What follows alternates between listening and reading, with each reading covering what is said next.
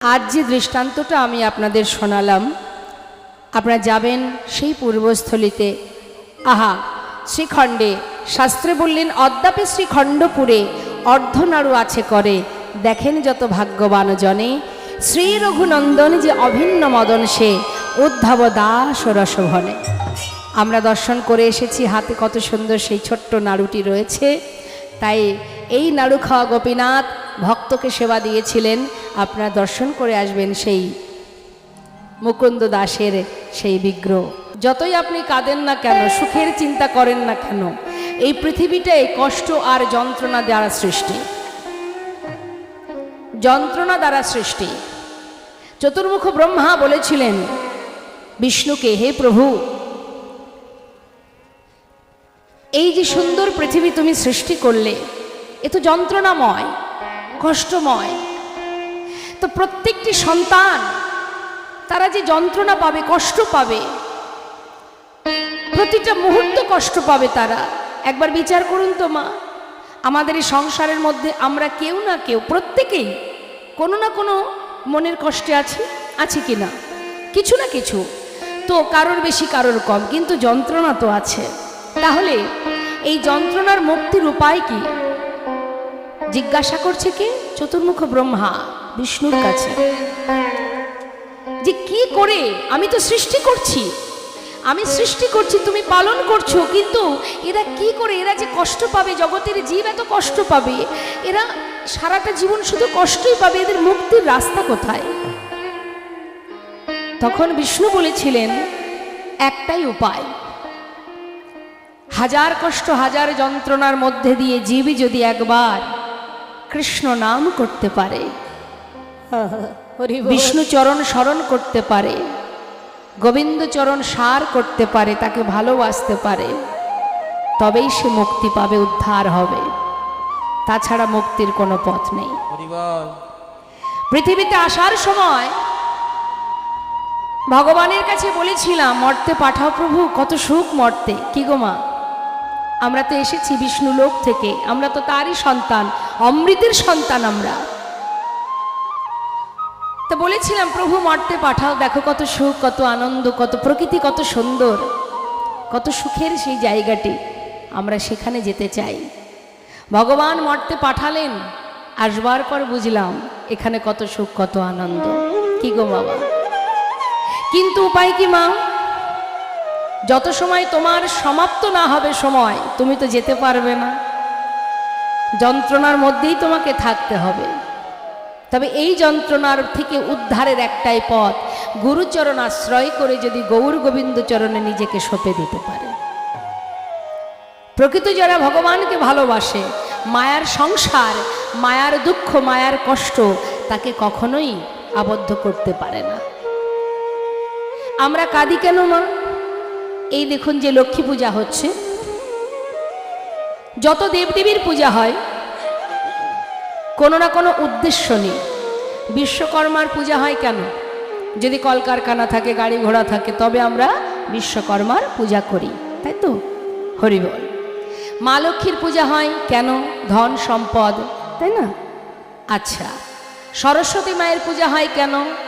যিনি বুদ্ধির দেবী, বিদ্যার দেবী, যিনি সঙ্গীতের দেবী, যার বাড়িতে সন্তানেরা গান বাজনা করে দেখবেন, বা লেখাপড়া করে, বাড়িতে সরস্বতী মায়ের পূজা হয়, তাই তো? তা সকল দেবদেবীর পূজা হয় কোনো না কোনো একটা আমাদের উদ্দেশ্য নেই। কিন্তু ভগবানের সেবা, ভগবানের পূজা শুধুমাত্র গোবিন্দচরণ পাওয়ার আশায় ভগবানের সেবা আমরা করি, বাড়িতে নাম যজ্ঞ করি, যে যেখানেই করুক না কেন, গোবিন্দ সেবার এটাই মূল উদ্দেশ্য, যেন তোমার চরণে মতি থাকে, ভক্তি থাকে, ভালোবাসা থাকে, আর কিছু চাই না প্রভু। তাই মা বৈষ্ণব মহাজন বলছেন, এই মায়ার সংসারে আমরা মায়ামোহ জীব, এই সংসারের মধ্যে ত্রিতাপ জ্বালা আমাদের ভোগ করতে হয়, আধ্যাত্মিক জ্বালা, আদি দৈবিক জ্বালা, আদি ভৌতিক জ্বালা। তা এই জ্বালার মুক্তির পথ একটাই, সে হচ্ছে প্রভুর চরণ স্মরণ করো, এই জগতে যা কিছু আছে কোনোটাই আমার নয়। আমার আমার করো বুঝিতে না পারো, আমাতে কি আছে রতন। করবে মা, যা পাবে সব ধরে বাজারে পাঠিয়ে দেবে। কিন্তু ধীবর যদি মনে করে যে আমি মাছ খাবো, তখন কি বাছাই করবে কি করবে না? জালে যদি মাছ ওঠে একটা নেবে, যদি দেখে না এটা ঠিক মনের মতো হচ্ছে না, আবার জলে ফেলে দেবে। আবার একটা ধরবে, বাছাই শুরু হবে কোনটা আমি নেব কোনটা নেব না। কিন্তু বাজারে যেদিন পাঠাবে সেদিন কিন্তু আর এত বিচার করবে না। তা বিচারালয় তো সেখানেও আছে, আমাদেরও বিচার হবে। সবাই আমরা আছি, আসার পালা সবার শেষ, যাওয়ার লাইনে দাঁড়িয়ে আছি, যাব তো আমরা সবাই। সেখানেও বিচার হবে কি করেছো। যখনই তোমার কর্ম পূর্ণ না হবে, তোমার ভক্তি যখনই তোমার ভক্তি পরিপূর্ণ না হবে, আবার তোমাকে মর্তে পাঠিয়ে দেবে। যাও ভ্রমণ করো বিশ্ব ব্রহ্মাণ্ড, ঘুরে বেড়াও, ত্রিতাব জ্বালা ভোগ করো, 84 লক্ষ জনি ভ্রমণ করো। তাই তো শাস্ত্রে বলছেন দুর্লভ জনম হচ্ছে মানব জনম। কেন দুর্লভ? একটা পশু পাখিকে দুর্লভ বলছে না, একটা বৃক্ষকুল তাকেও কিন্তু গাছকে দুর্লভ বলছে না, স্বর্গের দেবদেবী যারা ভগবানের কাছাকাছি আছে তাদেরকেও কিন্তু দুর্লভ বলছেন না। কাদের বলছেন দুর্লভ? মনুষ্য জাতিকে। কেন দুর্লভ? সুখে থাকবো, ভালো থাকবো, ভালো খাবো, ভালো জায়গায় ঘুরবো, এই জন্য দুর্লভ নয়। কৃষ্ণ ভজনের উপযুক্ত জনম, গোবিন্দ চরণ পাবার উপযুক্ত জনম। একবার কৃষ্ণ নামে যত পাপে হরে, জীবের সাধনা জীবিত তত পাপে করে। কলি জীবের সাধনা জীবিত তত পাপে করে। হেন কৃষ্ণ নাম জীবি লয় বহুবা, তথাপি নাহাই প্রেম না বহে অশ্রুধা। জানিবে সেই হৃদয় অপরাধ ছয়ে প্রচুর, কৃষ্ণ প্রেম বীজ তাতে নাহায় অঙ্ক। সারা জীবন ডেকে গেলাম কিন্তু সাড়া পেলাম না, তোমাকে পেলাম না প্রভু। ডাকার মতো ডাকলেই পাওয়া যায় মা, হ্যাঁ? আমরা ডাকতে জানি না তাই পাই না। রামায়ণের শবরীর এঁঠো কুল খেতে যদি প্রভু রামচন্দ্র তার কুটিরে যেতে পারে, তাহলে তোমার ডাকে সে আসবে না কেন? ধ্রুব প্রহ্লাদ 5 বছরের ছোট্ট শিশু, তার ডাকে যদি ভগবান দর্শন দেয়, তাহলে তোমার ডাকে আসবে না কেন? তুমি ডাকতে পারোনি তাই তো সে আসেনি। আমরা ভালোবেসেছি মায়ার সংসারকে, কিন্তু একবারও ভাবিনি হে দয়াময় এই জগতে সবই তো তোমার, তাহলে আমি কার জন্য কাঁদব? হরিদাস ঠাকুর বলেছিলেন, চাইতে যদি হয় প্রভু কিছু, মা প্রভু গৌরহরি বলছেন, হরিদাস জীবনে এত কষ্ট পেয়েছো, এত আঘাত, চাবুকের আঘাত সয়েছো, আজ তোমার ভালোবাসায় তোমার ভক্তিতে আমি সন্তুষ্ট, তুমি আমার কাছে কোনো বর চেয়ে না। ভগবান বলছে ভক্তকে তুমি বর চাও, আর ভক্ত কি বলছে মা? বর চাইতেই যদি হয়, আমার তো তুমিই সব, তাহলে আমি তোমার জন্য চাইব। আহা, তুমিই তো আমার সব, তাহলে আর কার জন্য চাইব? তোমার জন্য চাইব।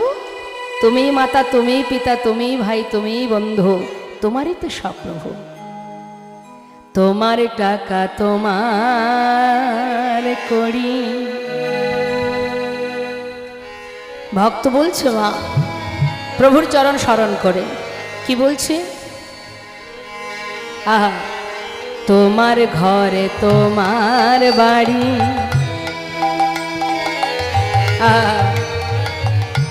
তোমারই খায় তোমার পরি। তোমার ঘর তোমার বাড়ি, তোমারই খাই তোমার পরি। অগ তোমার দেশে ঘুরি ফিরি, তোমার দেশে ঘুরি ফিরি, তোমায় পাই না, হরি বলতে কেন নয়ন ঝরে না। হরি বলতে কেন নয়ন ঝরে না, হরি বলতে কেন নয়ন ঝরে না। তোমার টাকা তোমার করি, আমার আমার করে মরি। তোমার টাকা তোমার করি, আমার আমার করে মরি। তোমার তবিল নাড়ি চাড়ি, তোমার তবিল নাড়ি চাড়ি, তোমার তবিল নাড়ি চাড়ি, তোমায় পাই না। হরি বলতে কেন নয়ন ঝরে না, হরি বলতে কেন নয়ন ঝরে না। আমার একটু কষ্ট হলে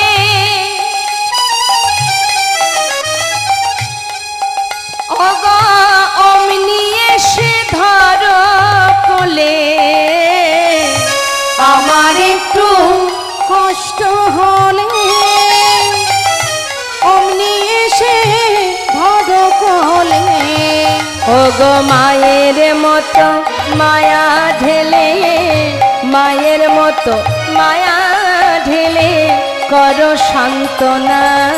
হরি বলতে কেন নয়ন ঝরে না, হরি বলতে কেন নয়ন ঝরে না। ওগো তুমি যে মোর কত আপন, খুঁজে পাই না তোমার মতো। ওই না তুমি যে গো কত আপন, খুঁজে পাই না তোমার মতো। সেটা কে? কে আমার মালিক? আমার আশা কোথা থেকে? যেদিন আমি আমাকে জানতে পারবো, আমি আমাকে চিনতে পারবো, সেদিন আমি ঈশ্বরকে জানতে পারবো। তার আগে জানা যাবে না। আমরা তো সবই এই সংসার জীবনে মিথ্যে গোলক ধাঁধায় ঘুরে বেড়াচ্ছি। দিবস রজনী আবল তাবল পাঁচালো পড়িতে পারো, তাহার ভিতরে একবারও কি কৃষ্ণ বলিতে নারো। হরি বল। মনুষ্য জন্ম পাইলে কি হয়, করহ ভূতেরও কাম। তার মানে মা বুঝতে পারছেন কি বলছি? মনুষ্য জন্ম পেয়েছি, কিন্তু সংসারে যা কিছু করছি কি কাজ?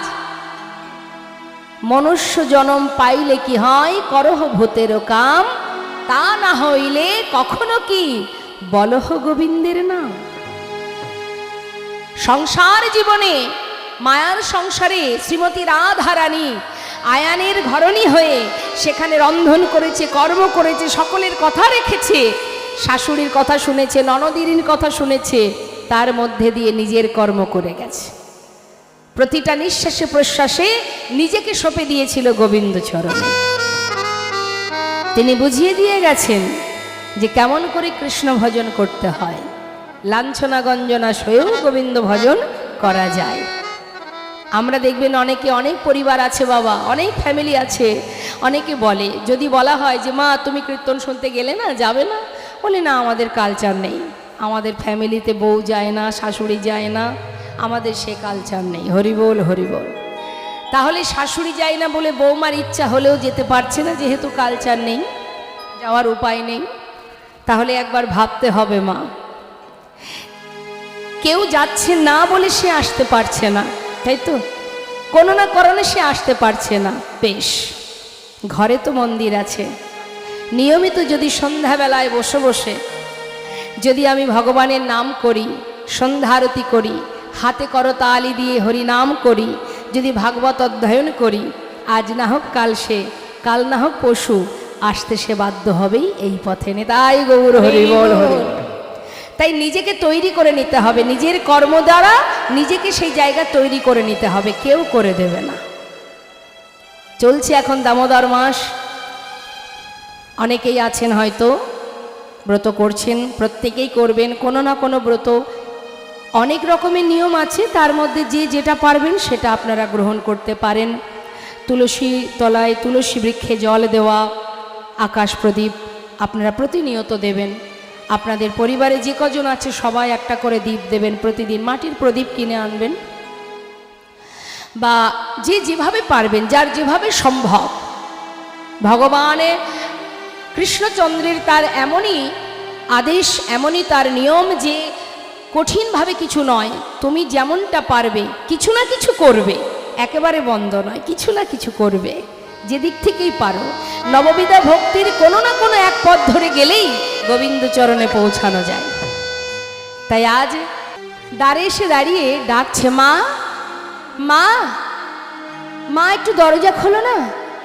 মা দেখছে, সচিমা ভাবছে এত রাত্রে বৌমা ডাকছে, কি ব্যাপার।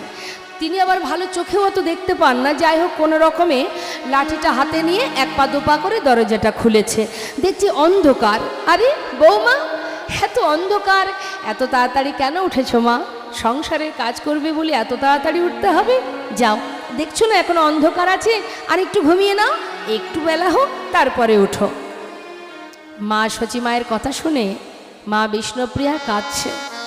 মা, আজ যে আমি বিপদে পড়ে এসেছি মা। বিপদ? কি হয়েছে বৌমা? আমাকে বলো, কি হয়েছে? এত রাত্রে কি হয়েছে তোমার?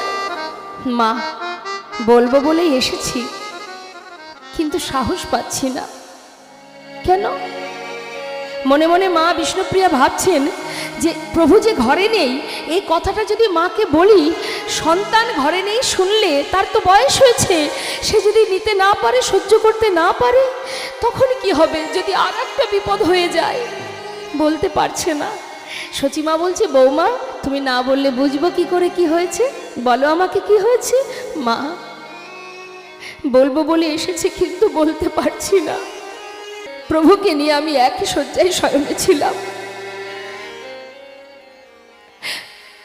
হঠাৎ আমার ঘুম ভেঙে যায়, আর যখনই ঘুম ভেঙে গেল, প্রভুর শয্যার উপরে হাত দিলাম। হাত দেওয়া মাত্রই কি দেখলাম জানো মা? মা, তোমার সন্তান আমার প্রভু, সে আর ঘরে নেই মা। সে ঘর ছেড়ে চলে গেছে মা। চিরতরে আমাকে কাঁদিয়ে, সবাইকে কাঁদিয়ে চিরতরে চলে গেছে মা। বৌমা, আমার নিমাই চলে গেছে, এটা কি করে হতে পারে? আমার নিমাই আমাকে না বলে কোথাও যেতে পারে না। আমার মনে হয় তুমি স্বপ্ন দেখেছো মা। মা, স্বপ্ন যদি হতো না, আমার মতো, আমার থেকে খুশি আর কেউ হতো না। তুমি চলো, নিজে চোখে দেখবে। বেশ, চলো তো দেখি। আমি না দেখে বিশ্বাস করতে পারছি না, আমার নিমাই আমাকে এইভাবে কাঁদিয়ে চলে যেতে পারে না। দেখি, চলো তো বৌমা। শাশুড়ি মায়ের হাতটি ধরে শয়ন মন্দিরে নিয়ে গেছে। মা সচিমা দেখছে পড়ে আছে সন্তানের চরণের নূপুর, গলার বনফুলের মালা, সবই আছে, শুধু নিমাই নেই। মা মনের কষ্ট মনে চেপে রেখেছেন, চিৎকার করে নিমাই নিমাই বলে কাঁদতে পারছেন না। 2 বছরের পুত্রবধূ ঘরে, আমি যদি চিৎকার করে কাঁদি, তাহলে এই অভাগিনীকে কে সান্ত্বনা দেবে? আর তো কেউ নেই আমার। বৌমা, আমার মনে হয় কি জানো, নিমাই তো হরিনাম প্রিয়, হরিনাম ভালোবাসে, নিশ্চয়ই হরিনাম করবার বাসনা জেগেছে।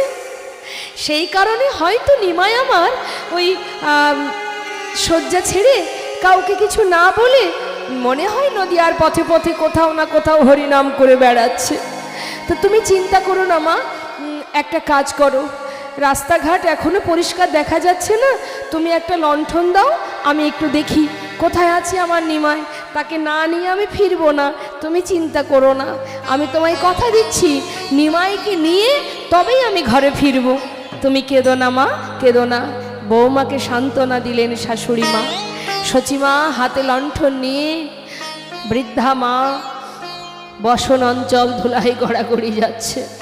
বয়স হয়েছে, আর বেশি পথ যেতেও পারছে না।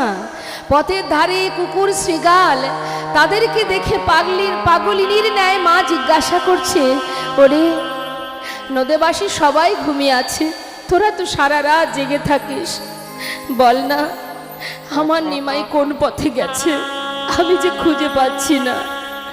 ঘরে আমার অভাগিনী বৌমা, আমি কি সান্ত্বনা দেব তাকে? তোরা বলতে পারিস আমার নিমাই কোন পথে গেছে? কুকুর শৃগালকে ডেকে জিজ্ঞাসা করছে। মনে মনে ভাবছি, নিমাইকে যদি ফিরে না পাই তাহলে আমি এই মুখ আমি আর বৌমাকে দেখাতে পারবো না। গঙ্গার জলে নিজেকে বিসর্জন করে দেব। যে সন্তান মাকে কাঁদিয়ে চলে যায় সেই মুখ আর দেখাবো কোথায়?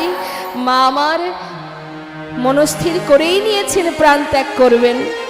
হঠাৎ দেখছে একটু একটু পথঘাট দেখা যাচ্ছে। ভাবছে এক কাজ করি, সব জায়গায় তো ঘুরলাম, শ্রীবাসের ঘরে যাওয়া হলো না। ও তো শ্রীবাসের ঘরেই হরিনাম করে, যাই দেখি শ্রীবাসের ঘরে থাকতেও পারে। মা আমার সকাল ভোর হতে না হতেই শ্রীবাসের কাছে ঘরে গিয়ে দাঁড়িয়েছে। শ্রীবাস, শ্রীবাস। শ্রীবাস পণ্ডিত দেখছে মা সচিমায়ের কণ্ঠ, তাড়াতাড়ি করে বাইরে এসে বলছে, মা তুমি আমার দ্বারে, কি হয়েছে? কোনো বিপদ? প্রভু কেমন আছে? মা বলছে, শ্রীবাস আমিও তো সেই কথা জানার জন্য এসেছি। শ্রীবাস রে, সারা নবদ্বীপ পথে পথে খুঁজেছি, নিমাইকে পাইনি। আমার বিশ্বাস আমার নিমাই কোথাও না থাকলেও তোর ঘরে আছে। বাবা শুধু এইটুকু আমায় বলে দে, আমার নিমাই কি তোর ঘরে আছে? এটুকু শুনলেই আমি চলে যাব। আমি ভিতরে যাব না, বল না, শুনেই চলে যাব। আমার নিমাই তোর ঘরে আছে কি? শ্রীবাস পণ্ডিত বলছে, মা আমিও তো সেটাই চিন্তা করছি। প্রভু তো প্রতি রাত্রেই আমাদের ঘরে আসেন, কিন্তু কাল রাত্রে প্রভু আমার গৃহে আসেননি। শ্রীবাস, তোর ঘরে যদি নিমাই না থাকে তাহলে নিমাই তো আর নেই। আমি তো নদীর পথে পথে সব জায়গায় খুঁজেছি, নদী আর কোনো পথেই আমার নিমাই নেই। ঘরে নিমাই নেই, তোর ঘরে নিমাই নেই। শ্রীবাস চলে গেছে, চিরতরে চলে গেছে। আমাকে ছেড়ে মাকে কাঁদিয়ে, নদেবাসীকে কাঁদিয়ে, সবাইকে কাঁদিয়ে চিরতরে চলে গেছে। নিমাই আর আসবে না। জানিস শ্রীবাস, একদিন আমার নিমাই বলেছিল, মা সমাজে সবাই যদি আমার নিন্দা করে আমি মেনে নিতে পারি, কিন্তু কেউ যদি আমার হরিনামের নিন্দা করে আমি সইতে পারি না মা। তাই নামকে সার করে একদিনই চিরতরে সব ফেলে আমি চলে যাব। জানিস শ্রীবাস, ভেবেছিলাম নিমাই বলছে বটে, এমন কাজ নিশ্চয় সে করবে না, কিন্তু যা বললো তাই করলো। চলে গেল নিমাই, মাকে কাঁদিয়ে চিরতরে। শ্রীবাস, আজ যখন নিমাই চলেই গেল, এই মুখ আমি আর ঘরে নিয়ে যেতে পারবো না। আমি অভাগিনীর সামনে গিয়ে দাঁড়াতে পারবো না। আমি তাকে কথা দিয়ে এসেছি নিমাই নিয়ে ঘরে যাব। আজ যখন নিমাইকে পেলাম না, ওই গঙ্গার জলে নিজেকে বিসর্জন করে দেব। যেদিন নিমাই জানতে পারবে যে তার মা তার জন্য গঙ্গার জলে প্রাণ ত্যাগ করেছে, মায়ের মৃত্যুর খবর পেয়ে আমিও দেখতে চাই আমার নিমাই কি করে বৃন্দাবনে গিয়ে কৃষ্ণ ভজন করে। ছুটছে মা, গঙ্গায় প্রাণ ত্যাগ করবে। চিৎকার করতে করতে যাচ্ছে পিছনে শ্রীবাস পণ্ডিত, মুরারি মুকুন্দ, অদ্বৈত আচার্য প্রভু, নিতাই চাঁদ, সবাই ডাকছে, মা মা তুমি নিজেকে বিসর্জন করো না। মা তুমি যদি চলে যাও, প্রভু তো চলে গেছে, আবার তুমিও যদি চলে যাও, নবদ্বীপে কি নিয়ে থাকবো? মা মা নিজেকে বিসর্জন করো না। পিছন থেকে নিতাই চাঁদ, নিত্যানন্দ প্রভু মা মা বলে ডাকতে ডাকতে যাচ্ছে। আর এদিকে মা সচিমা নিমাইকে ডাকতে ডাকতে গঙ্গার ঘাটে জলের দিকে এগিয়ে যাচ্ছে। নিমাই নিমাই নিমাই বলে সচিমা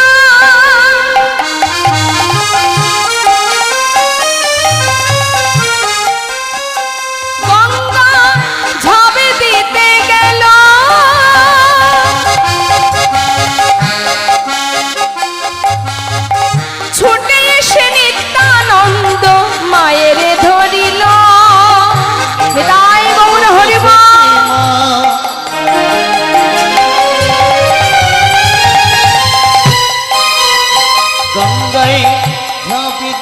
গেল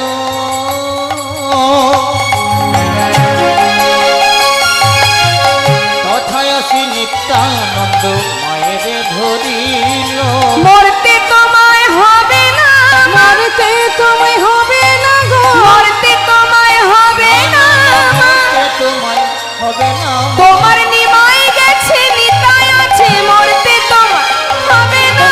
নিমাই গেছে নিতাই আছে, মরতে তোমায় হবে না মা। মায়ে গেছে নিতাই আছে মরতে তোমায় হবে না মা তথায় আসি নিত্যানন্দ মায়ে কোলে হরি বল। কোথায় আসে নিত্যানন্দ মায়ের ধরিল। মা, মা শান্ত হও মা, নিজেকে বিসর্জন করো না মা। আমার একটি কথা শোনো, ভাই যেখানে যাক, যত দূরেই যাক, আমি তোমায় কথা দিচ্ছি, আমি নিমাইকে তোমার কাছে ফিরিয়ে নিয়ে আসবো। মা সচিমা বলছে, নিতাই সান্ত্বনা দিচ্ছিস আমায়? ওরে, যে ছেলে একবার সন্ন্যাসী হয়ে চলে যায় সে কোনোদিন আর এছাড় ঘরে ফেরে না রে বাবা। আমায় সান্ত্বনা দিস না, মা বলে আর ডাকিস না, মা ডাক শোনার স্বাদ আমার মিটে গেছে।